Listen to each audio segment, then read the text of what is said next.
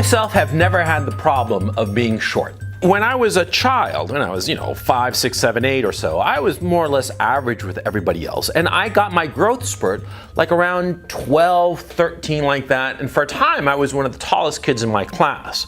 In point of fact, I grew so quickly that because of it, I've always had poor posture because I've always sort of like leaned over. You see what I mean? By the time I was 18, I was sort of like, run of the mill.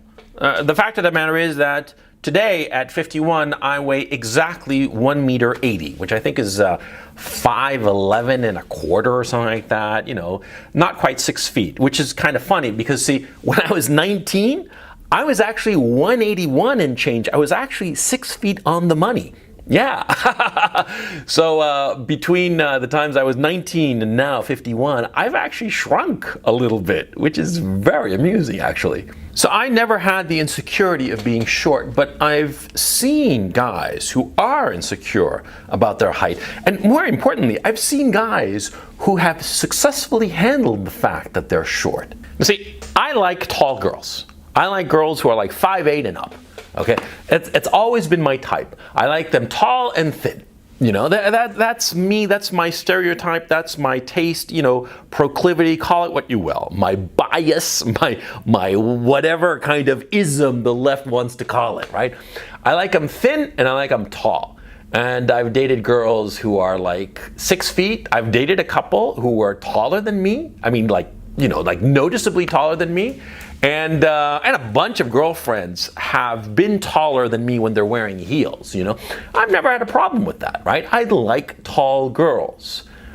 And, and I'll bang short ones too. Why not? But see, the thing I've noticed about short guys is that they're all hung up on it. And they don't realize that the very fact that they're short gives them an advantage that, oddly enough, they don't see. And let me explain. See, when a guy like me, 6 feet or 180, whatever you want to call it, goes up to some girl, some pretty girl, some attractive girl, she's 5'6", 5'7", right? And she's fairly attractive. She's going to look at me as just another guy, right? And I'm going to have to prove myself to her, okay?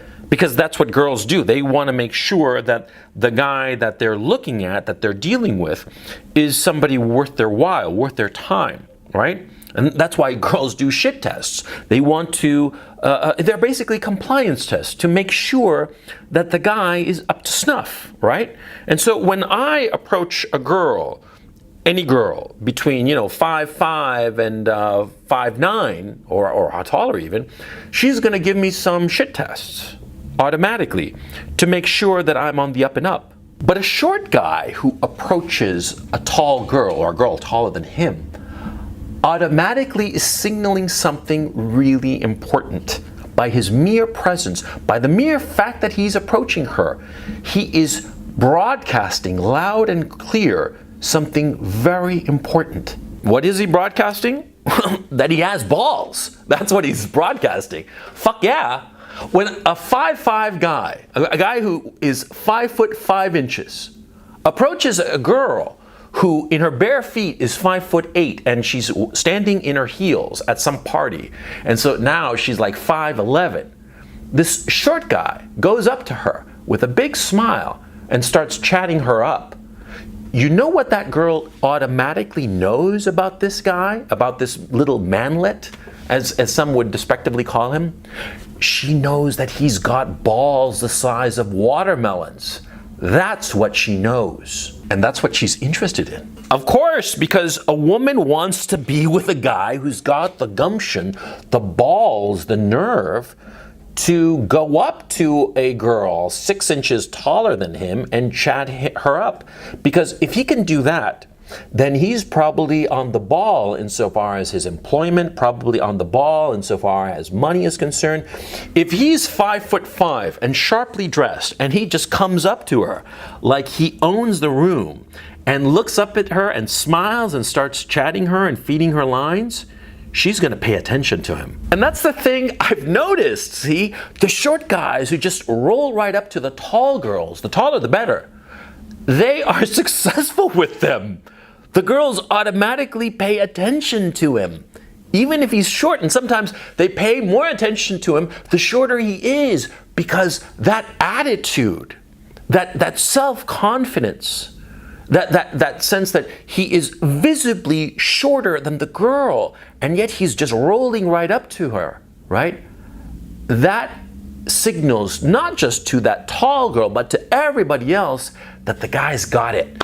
He's got a pair of watermelons between his legs. That's what it signals, and everybody knows it. And so that's why I've never quite understood this insecurity of short guys. Yeah, you got to have a lot of nerve to go up to a tall girl and talk her up, but if you do it, you gain incredible credibility. You gain, street cred. Yeah, there's nothing else to call it that, because people will automatically realize that you're somebody to be taken seriously.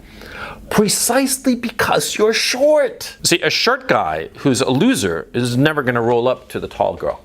A short guy who's a loser is not going to put himself out there. And that's the secret, and that's why I find it so frustrating when I get these notes from guys who self-identify as short, right? And a few of them have sent me pictures of themselves, right? And they are good-looking guys. They're just short. They're 5'5", 5'6" maybe. And they're incredibly insecure about it, but they don't realize what they've got going for them, because that very deficiency that they have, and overcoming it with confidence and charisma and balls, and just with what the fuckness, right? If they can overcome it just by the act of strolling up to the hottest thing at some bar or some club and chatting them, well, they will win every time. Now, of course, with all guys have to learn game. You can be systematic about it and learn from a pickup artist or some class like that, or you can do it like me, which is sort of like hit or miss, and I just learned over the decades, right? But the point is, you got to learn game. You got to learn how to handle girls. You got to know what's a shit test, when it comes, what to do about it, how to handle a girl. Okay? Now, game is for everybody. Rich, poor, short, tall, ugly, attractive, thin, fat. Every guy has to learn game. And so a short guy who doesn't have game and goes up to the hottest thing and doesn't know how to handle the interaction, yeah, he's going to get blown the fuck out of the water, but it doesn't have to do with him being short. It has to do with him not knowing game, right?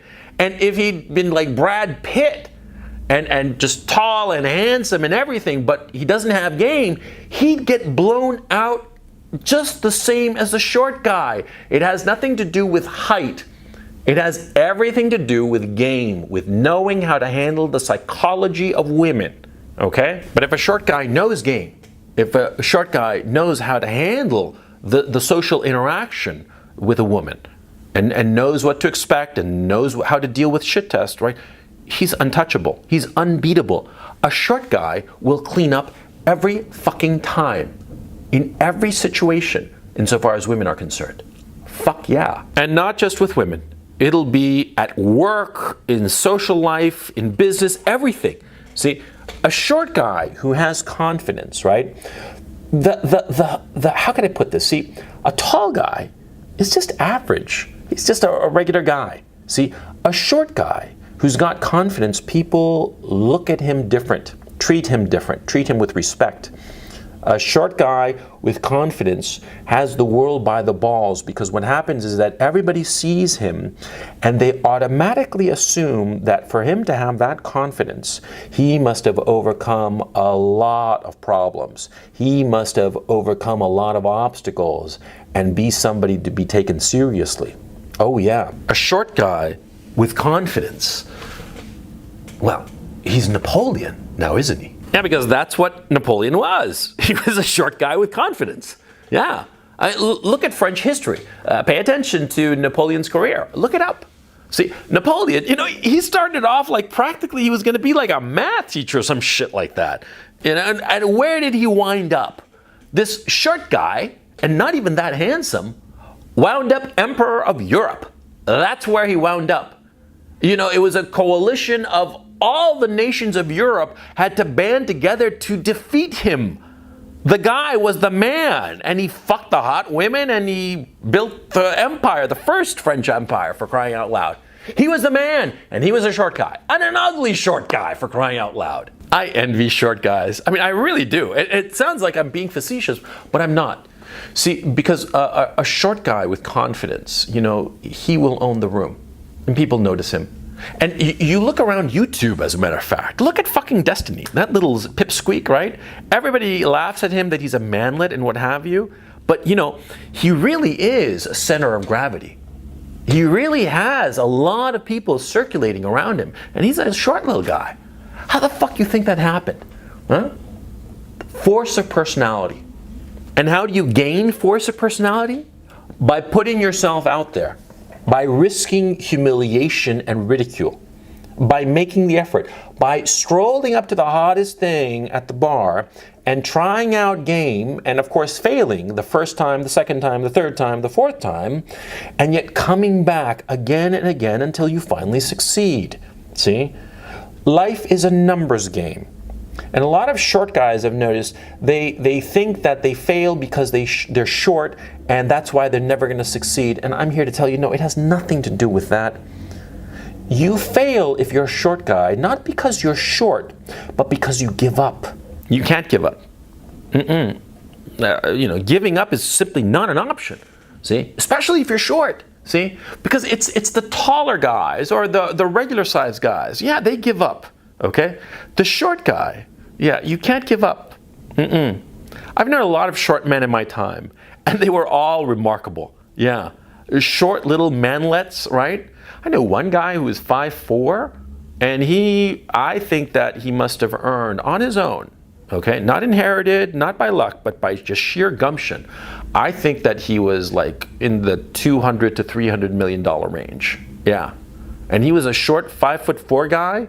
I mean, he was sort of like good looking, but like shrunk. And he had an enormous head, right? It was pretty goddamn funny. He looked like a boy, okay? He looked like, like a boy. Big head, small body, that kind of situation. His wife towered over him. Yeah, she was fucking hot. Oh yeah, the third wife. Yeah. That could be you.